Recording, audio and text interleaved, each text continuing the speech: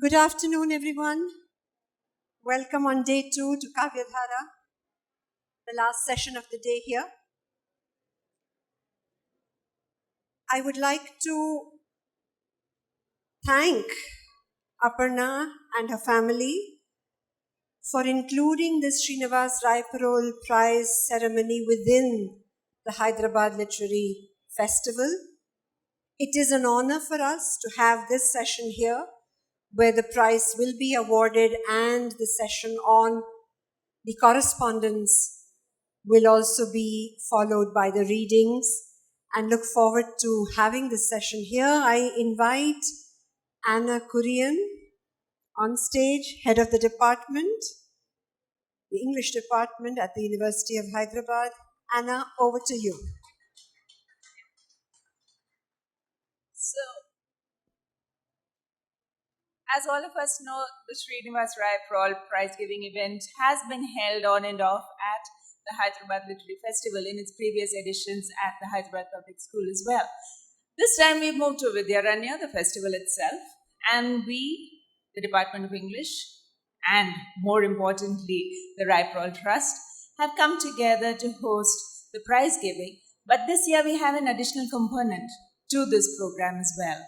We are also doing a small section on commemorating Srinivas Rayaprol, the poet, and Srinivas Rayaprol, the letter writer. 2 new books have come out in the recent past regarding and on Srinivas Rayaprol. One is his selected prose and verse. The other one is about his correspondence with William Carlos Williams from 1949 through to 1958. So we today are going to devote one part of this session to the correspondence between Srinivas Rayaprol and William Carlos Williams. We have with us today Graziano Krätli, who is double-hatted, as so many of us inevitably are. He is the librarian, one of the librarians at Yale University, but he is also somebody who is an independent researcher on Indian poetry in English. And as such, he has an interest in Srinivas Rayaprol.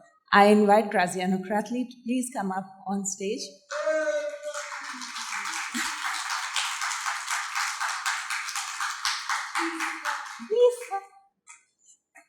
Along with him, we also have Jerry Pinto and Aishwarya Iyer. Now, the latter is somebody who was the winner of the Rayaprol Prize. So she also, in one sense, then becomes double-hatted. We invite her as well to come onto stage.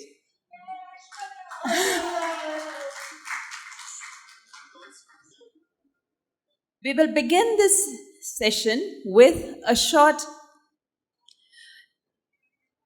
Before the readings from the letters, we will have Graziano Krätli speaking on the correspondence itself of Srinivas Rayaprol and William Carlos Williams, as well as his other work, which is the edited book on his verse and prose, which has come out from Carcanet Publishers. Dr. Krätli. I'll stand because I can breathe better. Well, thank you very much. It's a pleasure to be here, unexpected. I'm very honored. Sooner or later, somebody will ask me, how did I get involved in Rayaprol?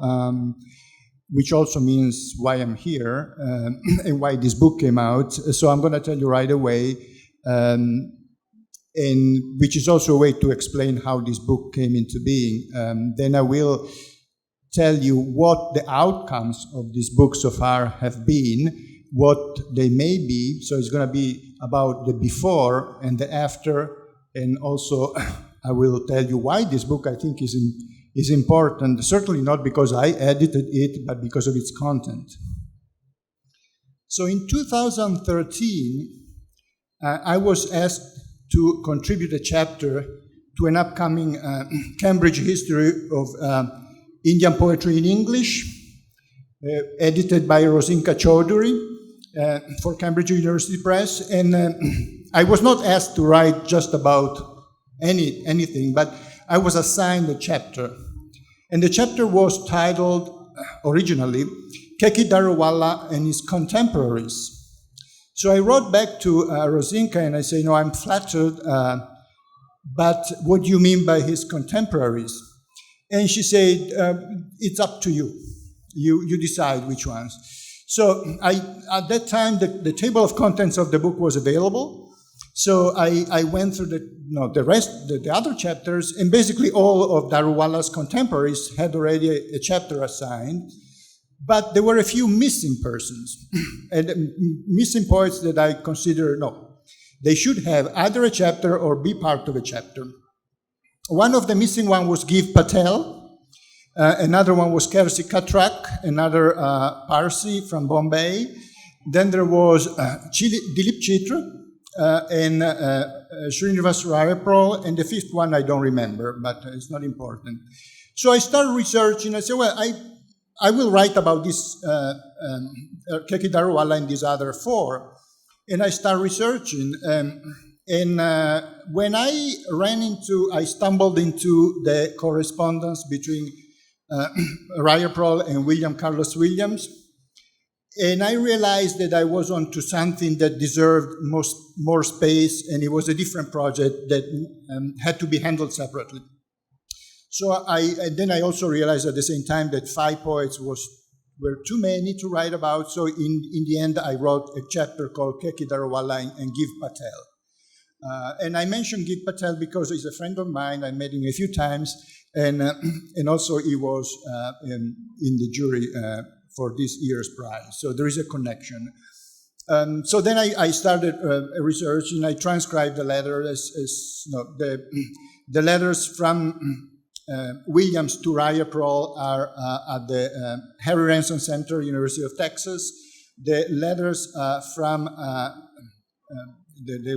Rayaprol's letters to Williams are at the Bionic Rare and Books Library at Yale University. So I had the copy scanned that I transcribed, and then I started looking for a publisher. And Paul Mariani, who is the Williams biographer, as well as the biographer of other major American poets, was very much enthusiastic about this project, and he actually put me in contact with the publisher, and they were interested, but they read the introduction that I already drafted, and they say, no, there is not much enough about Williams.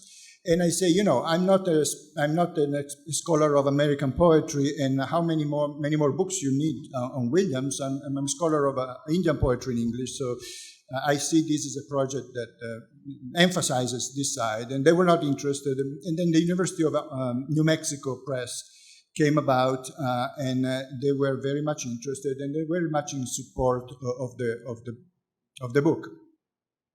Now, why I say that this book is important? Because for a number of reasons, mostly quantitative and qualitative reasons. On the quantitative side, I don't think there is, I think it's the largest group of letters exchanged by a post-colonial Anglophone Indian poet and a major Western poet, not only American, but Western in a wider sense.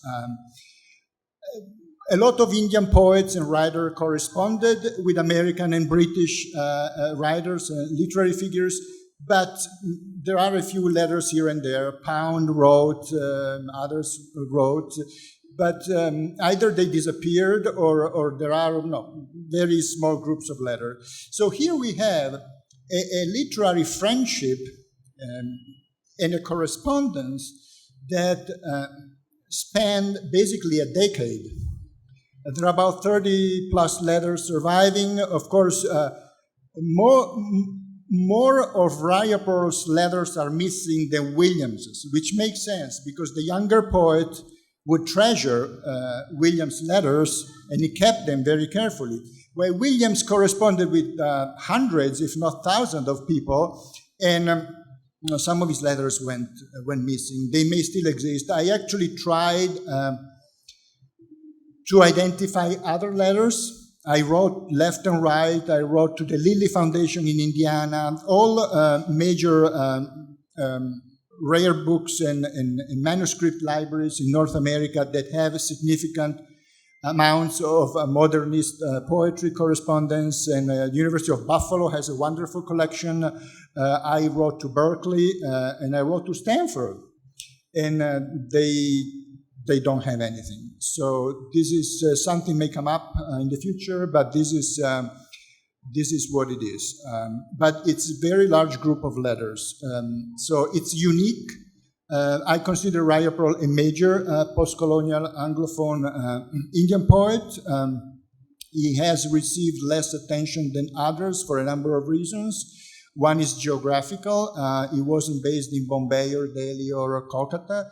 The other is, partly I think it was his own fault, but this is another conversation. And so we have this large group.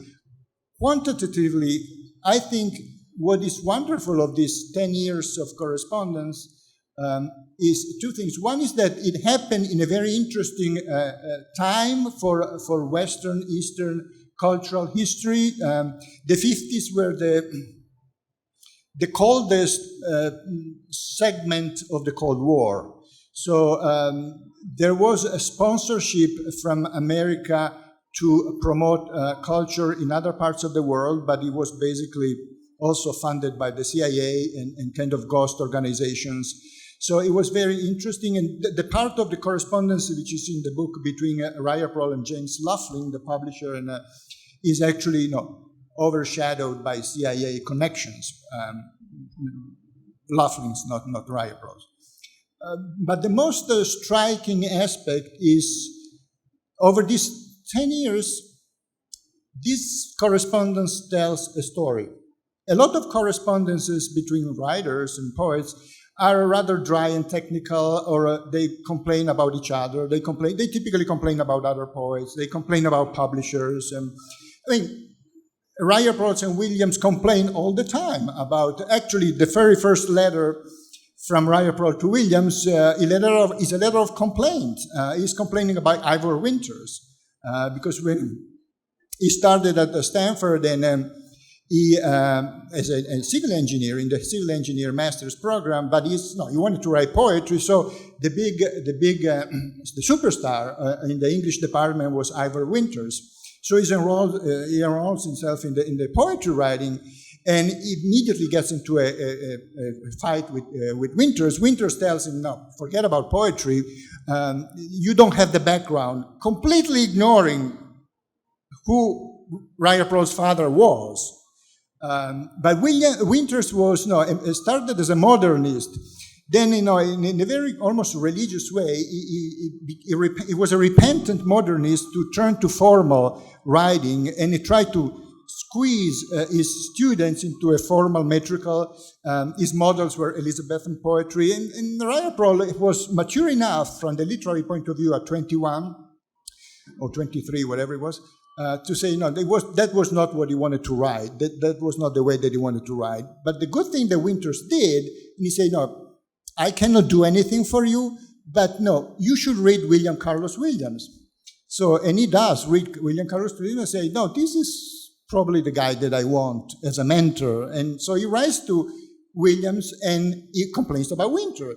Immediately, Williams replies and complains about Winter. Say, oh yeah, I know the guy. It's no. And so and so. So it's full of complaints too, but which you cannot avoid complaints or writers and poets, backstabbing each other, and so that's part of the game. But what is also very touching is the emotional part. So there's this young Indian who is supposed to become a civil engineer because that means a social position and a profession, but he wants to be a poet and a writer. So he's looking for this, chooses his own mentor, and Williams is being a doctor, I think, was part of his personality, because doctors listens to their patients' complaints, and they are trained or their personality trained to be very empathetic. So that component, I always think that Williams did not do enough to add as an editor.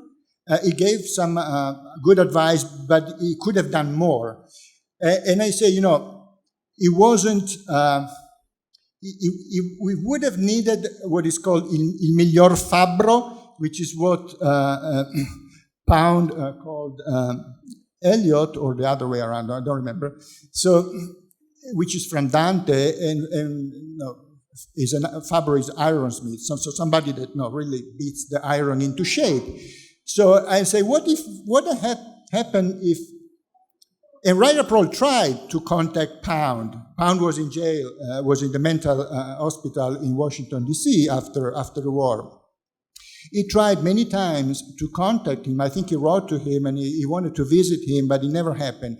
And I always wonder what would have happened to Rayaprol poetry if he had managed to engage Pound as an editor, as a reader. And I was talking to a friend of mine, Sharmista Mohanty, the publisher in Bombay, and she said, well, you would have a very different poet, and you would have a very shorter book of poetry.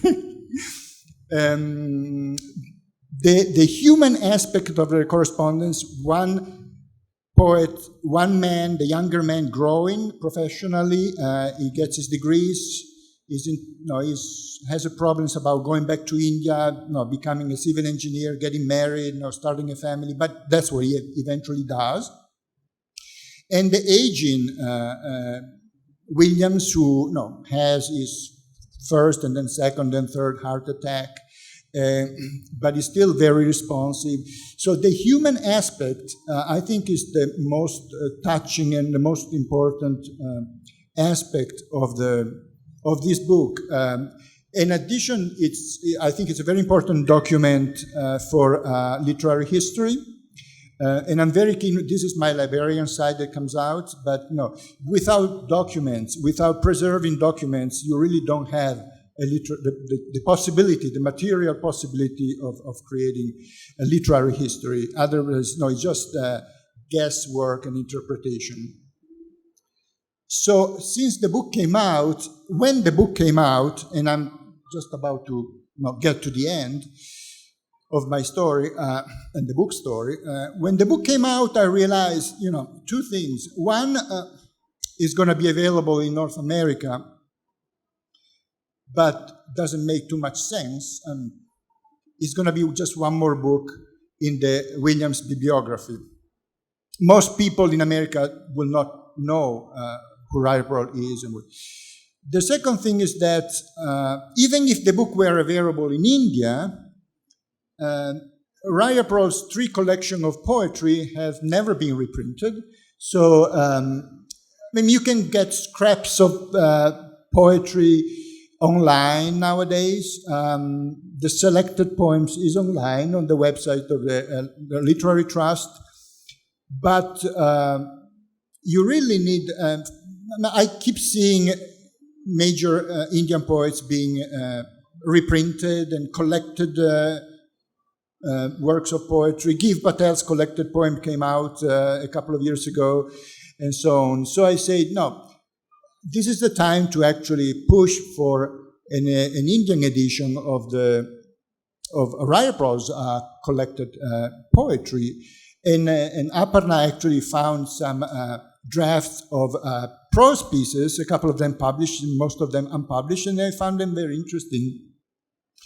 And then we could add also translations from Telugu that he did, both classical and contemporary poets. And the material to do a good book was there.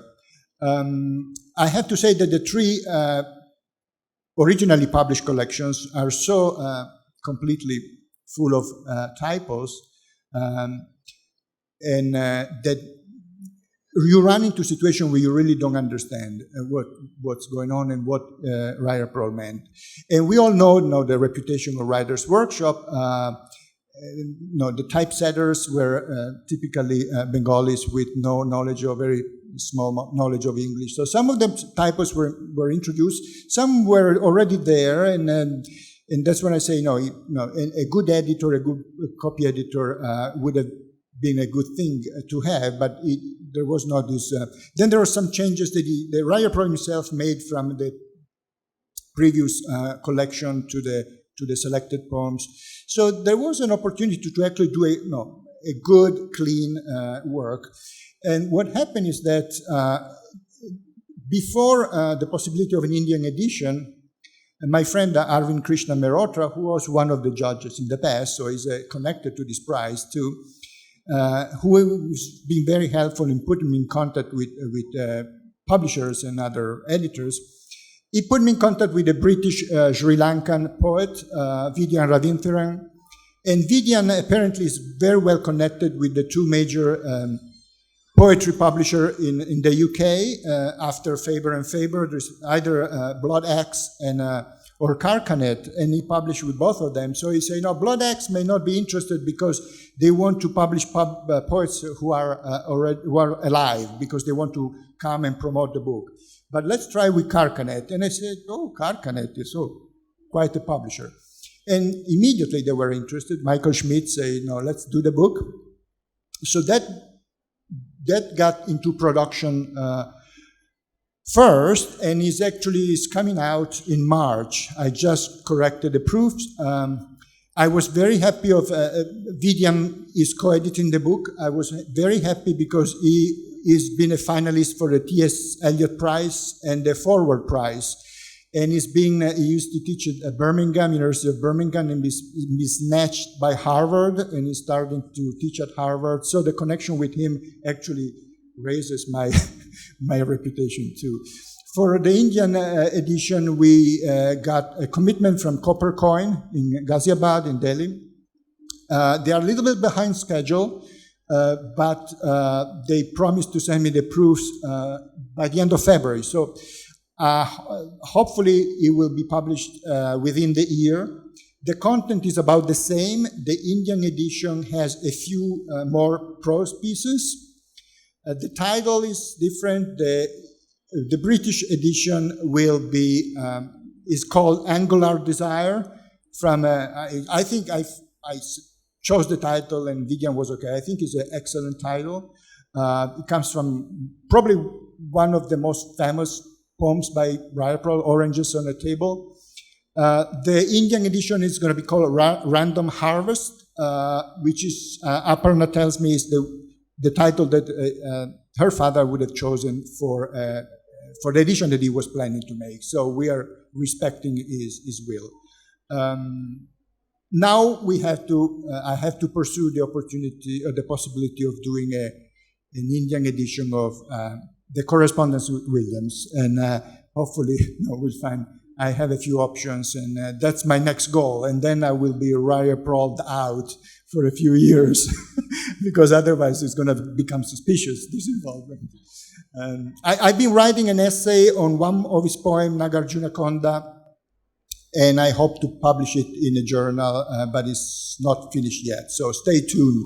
Thank you very much.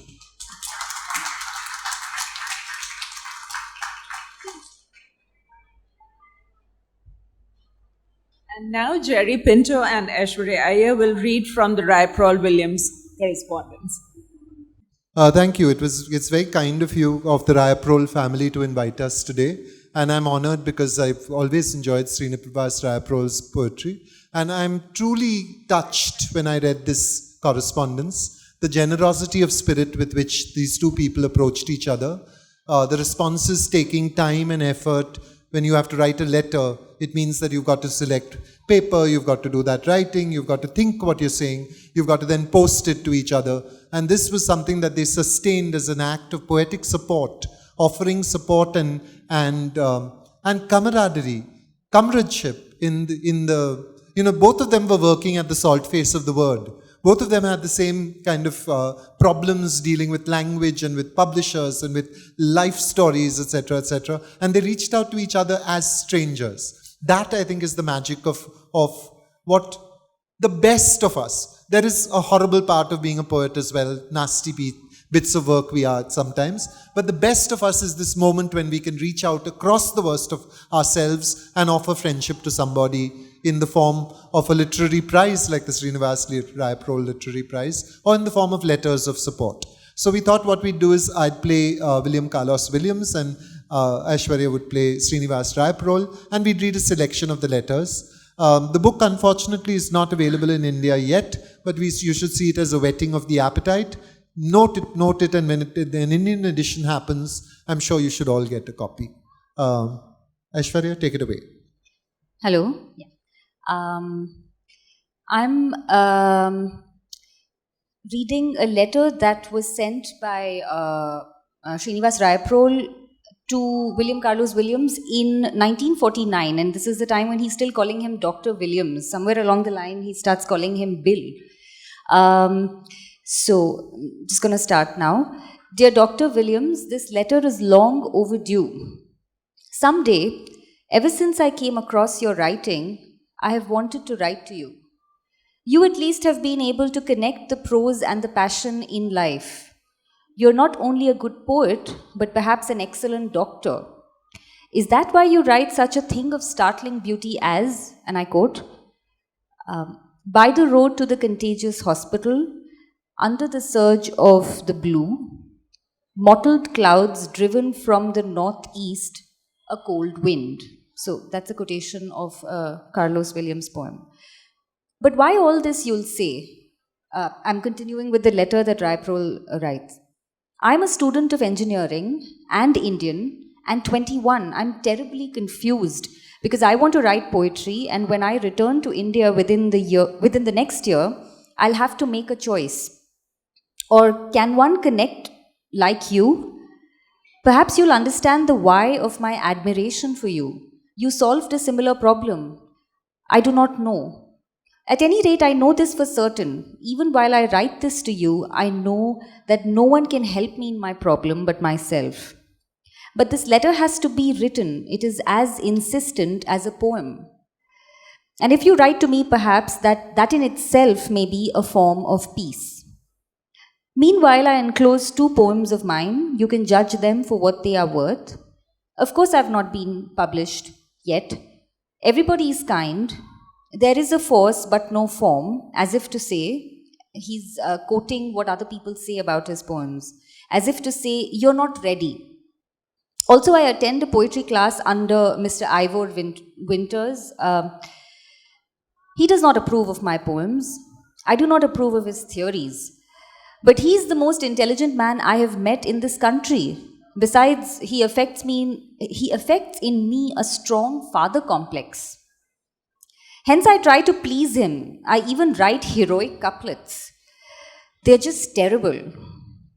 So what do you say? At least if this reaches you and not some dreadful secretary, you'll try to understand? You want to hug him, yeah. You want to really feel, like when he says, I'm 21, I don't understand, I want to connect. You really feel like and that poem is not just, that letter is not just a letter.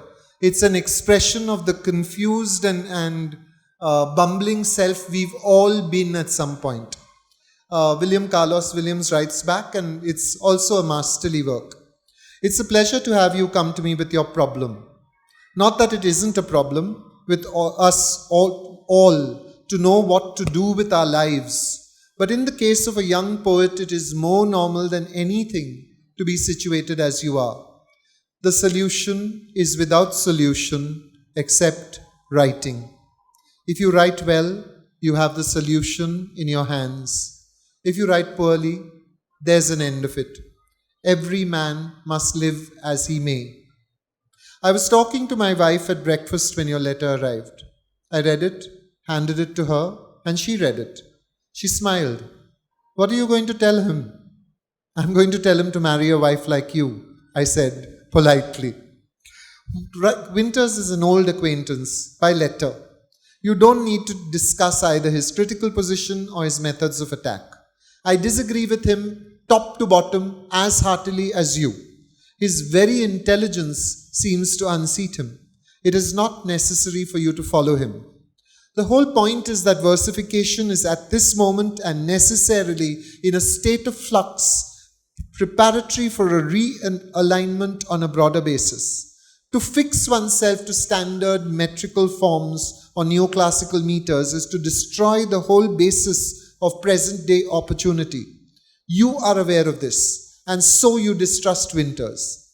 Search for your own metrical unity and learn through a lifetime to unite its elements into alignments suitable to your mental and emotional climate wherever you happen in your life to fix your orbit.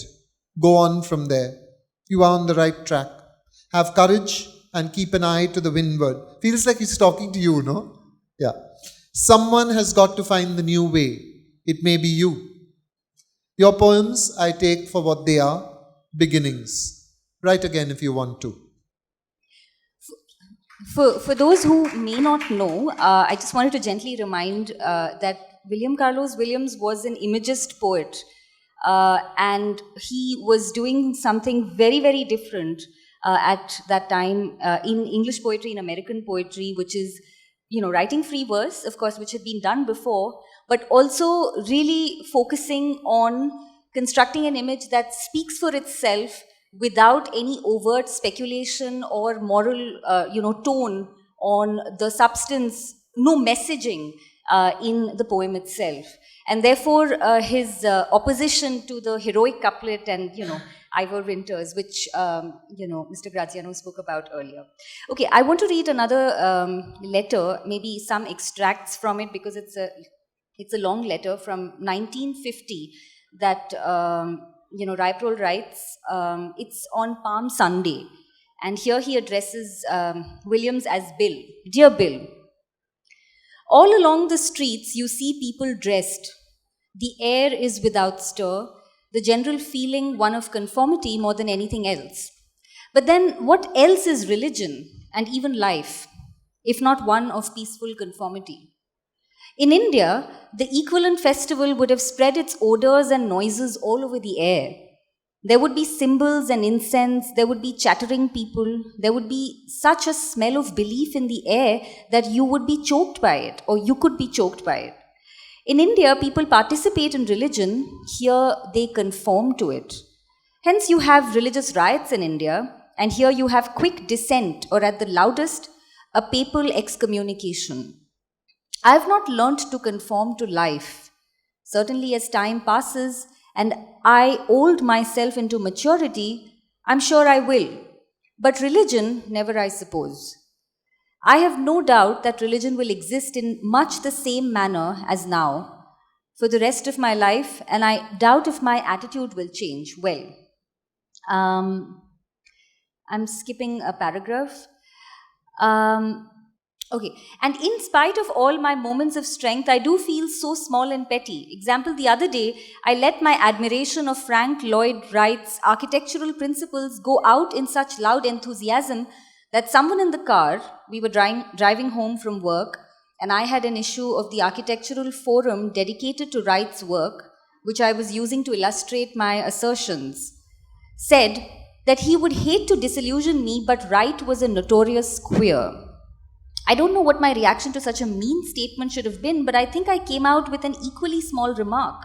What irritated me was the fact that people seemed to collect only the notorious points about a great man and weigh them all against his better assets.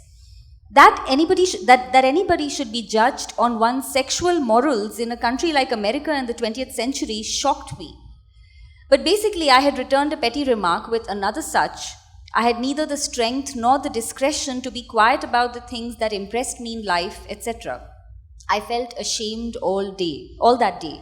But I'm sure if another occasion came, I would just as strongly defend your work or Rilke poems or Picasso's women. I'm not strong enough to overcome this shameful weakness. And however much I've learned that over-admiration of the object can harm the object, I've never been able to be subdued in my likes and dislikes. Yet you deny that you're a great man. Humility, goodness, and a general objective kindness toward the world, I found the first two in your person and the third in your work. What else then is greatness? I don't know and don't care. And even now the differences between you and Winters are clarified for me. Winters is like my father. They do resemble each other in many ways. Was always conscious of his age over mine, of his superior knowledge and learning over mine. And whenever we met, it was with the proverbial parent-son shadow hovering in the backyard. Winters wanted to run me through a groove outside of which he felt no poetry could be written, and my father wanted to make a successful man out of me, and he felt quite truly, I suppose, that every man should have enough to live. As such, I should study engineering and not literature. and it seems I'm falling out of both their patterns and forming one of mine. You never tried to deviate me, but rather gave me the first sense of intellectual freedom. For that, I can but thank you so much lesser than you deserve. Yeah, I'm not going to read the rest of There's another lovely excerpt now that I think I was thinking this morning. It was amorphous in my head in the morning, but here's William Carlos Williams actually saying it. There is something wrong about reading poetry in public. Either the room is wrong, or the people who come are wrong, or perhaps they only seem to be because of the mutual embarrassment that comes from trying to speak in public of a thing that by its very nature is intimately personal and needs to be warmed and loved to thrive as it should. You can't shout poems over the footlights, not at least all of them. Some can be read in a loud, defiant voice, but others, almost all, require close attention and preliminary agreement of some sort. I can't imagine Homer reading in a hall. He must have read in villages or in small circles. What happens is that we automatically select the obvious or pass quickly over a delicate, questionable passage. In a play, we might do better with our verse, but I doubt it now. There is too great a temptation to exaggerate. I mean, anyone who's read a poem in public, this is such a gorgeous, like, it is Dil Ki Chain. It is like something patting you on your heart and saying you're not alone. You're reading something. Do we have time? Yeah? That was Rayaprol. No, sorry. No, we are Sina. It's, Oh, that's Carlos Williams. yeah, I'm in role. Okay, She thought I was like stepping out of my role. Can I just do another little bit then? I love this moment when finally, William Carlos Williams is getting into the spirit of actually getting into the grips with Rayaprol's poetry. And what a feeling it must have been to receive this letter back, to have William Carlos Williams reading your poems. It's like, you remember, Priya, you telling me Adil Jasawala reading your poems when you started writing again, like taking you line by line through this thing was like a bouquet of flowers, she said yesterday. It was like that kind of gift. And this letter must have been so wonderful for Srinivas, who I'm calling Srinivas because he's a buddy also. Yeah. That's a strange poem called Returning, at the bottom marked for William Carlos Williams. I can't make it out in any literal sense. Don't bother to explain it. It would be foolish to explain it, for it has, I am sure, acquired a meaning of its own, associated with distance, the recalcitrance of all things, even poems as things, toward any meaning which we try to fasten upon them. But this thing is disturbing for no reason that I can discover. Don't let me try to place upon it a meaning which isn't there. And it still remains confused. The Jesuit is another. There is a neatness about your work that in a sense I don't like. And yet what can you do? Precision is doubtless your greatest talent. Such a liberating thing to say. I don't like it, but you've got a great talent for it. Stay with it.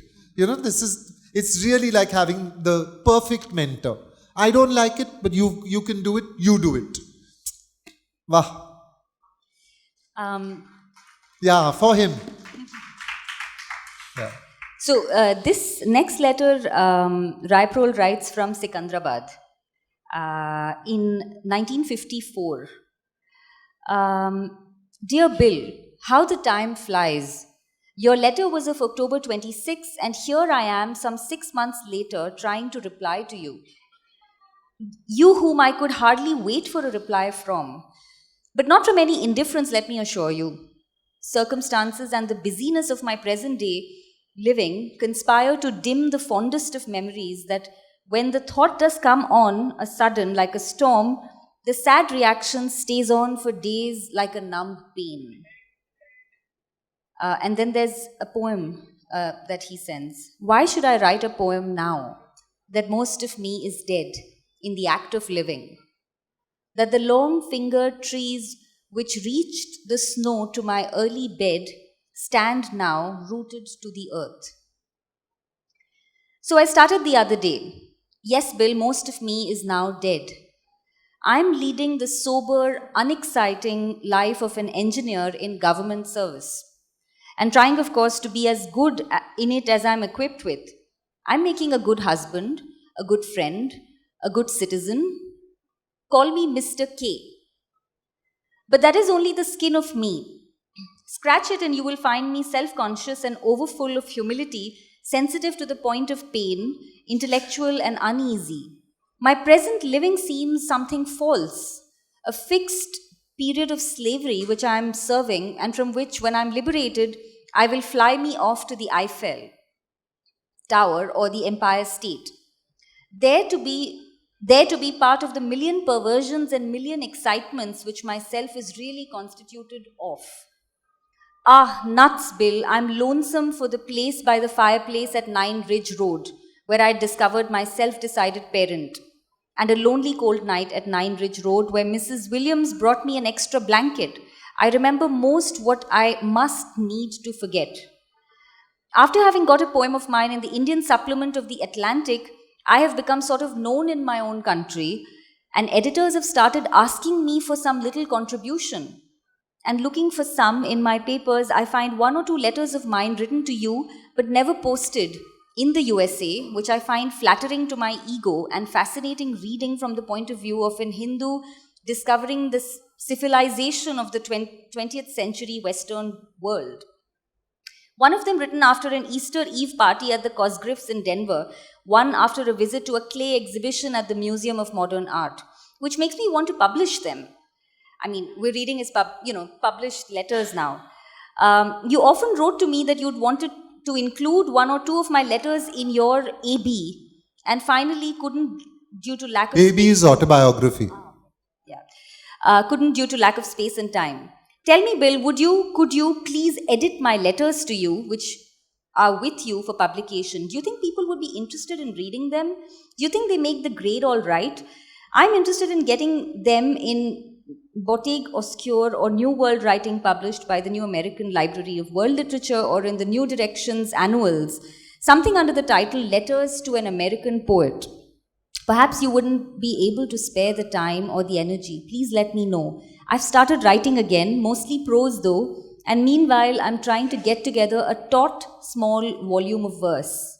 Tell me, Bill, do you think it's worthwhile my living as long as you? And what have you written lately? And have you fallen in love lately? My last love was the snow in New York City or the narrow stone bridges on the Seine. Can't just make up my mind. Else, why don't you adopt me so I can come and see you both? Ever, Sina. Okay, this is a moment also that reminds me, letters are also performances. When you are writing to a great poet like William Carlos Williams, you know that you are entering into literary history in a certain way. And this is a beautiful moment when there's a simultaneity of the performance and the intent of the performance which is given. And it reminds me of a moment when Ranjit Hoskote and I decided to write letters to each other because we wanted to become part of literary history. But we wrote such posy letters to each other, like we were both performing literature at each other. They were not letters at all, and we soon gave up the attempt. But here is a lovely answer. Dear Sina, and Sina is the way an American thinks of Srinivas. He apologizes for writing the wrong name and then calls him Sina again. Okay. But anyways, that's sweet. Dear Sina, it is a good thing to write when nothing else seems to offer any comfort, even though we know that even writing is only a stopgap to keep us from thinking. It's a confession of our weakness.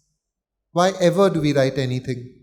Your state of mind is only an exaggeration of the state of mind of every writer or musician or painter. It at least pushes the distress away from us. If only to arm's length for a moment, and so we play on it for a moment as a pianist on his piano.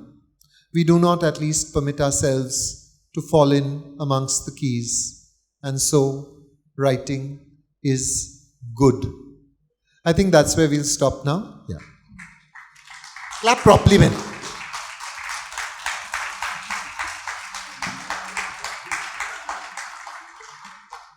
Right. So that was a real pleasure listening to letters from an Indian poet to an American poet, and both of them speaking from the heart to each other. We thank you, both of you, for that amazing reading. We enjoyed it thoroughly. And we thank you for the opportunity to enter into this literary history. And now, the Rayprols would themselves like to thank you as well. Thank you, Anna. Thank you, Jerry and Aishwarya, and of course, Graziano. It's a very emotional moment. So, let us speak about it.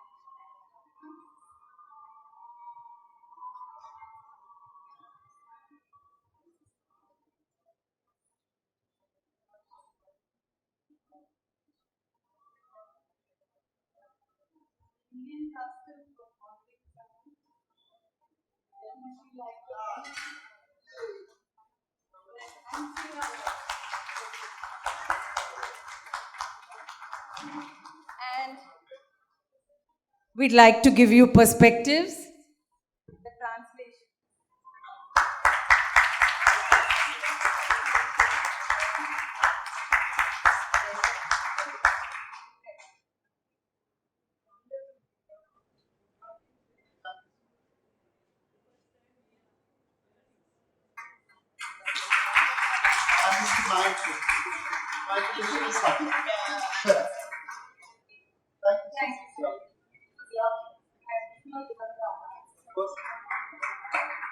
Aishwarya is our in-house. But you become senior now, right? So the color has changed.